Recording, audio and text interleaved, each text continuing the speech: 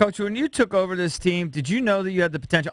Be honest. Did you know you had the potential to play at this level? Did you think you guys could realistically compete for the 2 seed when you signed on to be the coach of the Wizards?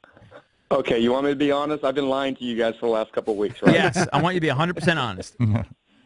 You know what? I knew we had a chance to be good. I liked having an aggressive point guard, and I know just playing against or coaching against John that he was that type of player. I think, going into the season, I thought he can go up another level or two, and he has. Mm-hmm. And then having Brad as a 2 guard, at 17 points last year, I thought that he can average 20, and now he's almost averaging 23.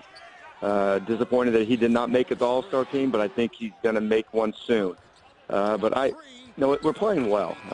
Hopefully we continue. I know March is going to be a tough stretch of games. We have 12 games on the road out of 18, but wow. Our guys are ready to play, and it's been fun to coach them. So, Coach, what's going on with the Pacers? You play them tonight out there in their place. They've lost 5 straight. Cleveland scored 113 last night. They hit 18 threes last night. What's going on with them? They've had some injuries. Thaddeus Young is a big part of their team, and he's a tough matchup from that 4 spot. And they had a tough stretch of games. Cleveland, us, and they play us again. But that's part of the schedule. You have to grind through it, but they've had a good run up until these 5 games. Coach, how pleased are you with Mahinmi's development as you're slowly starting to ramp him up a little bit, and how excited are you to sort of add him to the mix? What does he bring?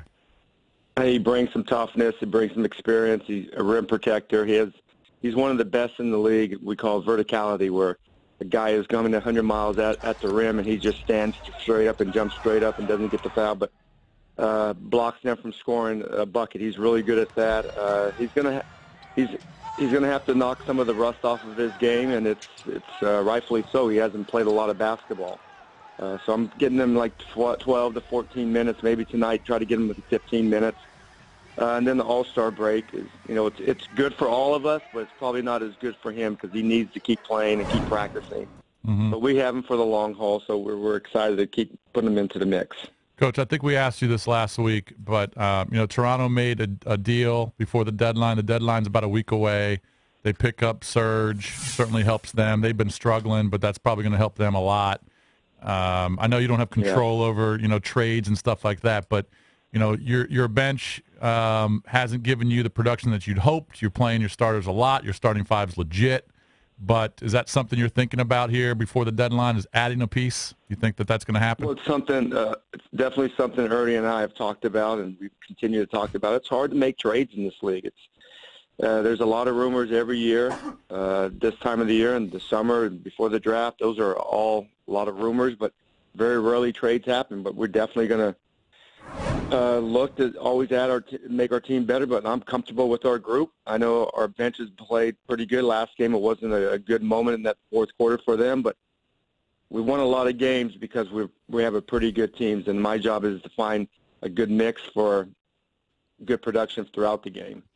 Talking to Coach Scott Brooks from the Washington Wizards. They're at Indy tonight before the All-Star break. Speaking of the All-Star break, you mentioned Bradley Beal not being part of the game. Carmelo Anthony was a replacement for Kevin Love. A lot of people thought Beal should be part of it. We were wondering the last couple days why Otto is not in the three-point contest. Can you tell us how that goes down? Did Otto turn it down? He's the number 1 three-point shooter, at least percentage-wise, in the NBA. We went to look at volume. I guess he's 22nd in terms of total threes. How does that work? I have no clue how he is not invited into the three-point shooting contest. He could have turned it down. I'm not aware of that, but I don't think so. I don't know. I really don't know. He's a knockdown shooter. He would have a great chance to make it because he doesn't shoot with a lot of energy. He doesn't have a jump shot per se. But so I think he would have been a great contestant. Hopefully, soon next year he can get in it. He can shoot the lights out. I wanted to ask you about the benches. You were talking about it just a few moments ago. You got a couple guys on there that haven't been seeing a lot of playing time, but like Marcus Thornton is a guy that can score in this league. He's proven it. He has kind of been one of the last guys on your bench. Is he going to have an opportunity at any point to maybe reemerge to establish himself? And then you got a rookie there, Sheldon McClellan, who I think is just a phenomenal athlete. and I think Yes. could give you something at some point, but he doesn't seem to get many looks. Yeah, we've been playing really well, so our rotation's kind of been pretty set the last, the last couple of months we've been on a nice little run. Right. Definitely, they have to be ready, and they've worked hard in practice, and we've had a good practice couple of days, actually the last 2 days. And Marcus had one of his better days 2 days ago. But right now the minutes are slim, but they have to be ready. You never know when you're called upon, but I like what Marcus can bring. Right now we have a nice little rotation going, and guys are comfortable. Now I'm trying to throw Jan back into the mix, so it's a little bit of adjustment for our entire team. Right. Is Thornton just like terrible defensively or something? Is he just like a joke, or like what's the big deficiency? No, you know what? It's just going with other guys. You got 15 guys. Most coaches play 8, some play 9, maybe a few play 10.